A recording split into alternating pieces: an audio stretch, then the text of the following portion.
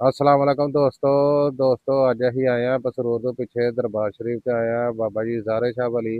ਆਓ ਤੁਹਾਨੂੰ ਸਾਰੇ ਦੋਸਤਾਂ ਨੂੰ ਦਰਬਾਰ ਸ਼ਰੀਫ ਦੀ ਜ਼ਿਆਰਤ ਕਰਾਈਏ। ਆ ਜਾਓ ਸਾਰੇ ਦੋਸਤ ਮੇਰੇ ਨਾਲ।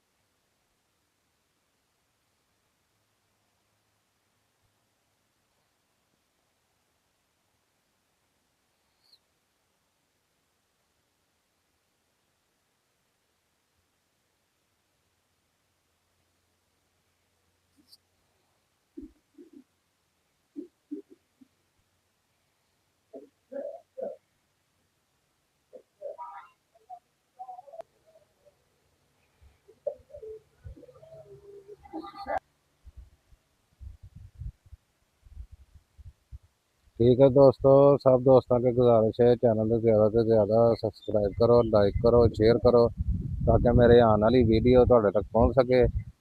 ठीक है दोस्तों, सब दोस्तों को मेरे वालों अस्सलाम वालेकुम।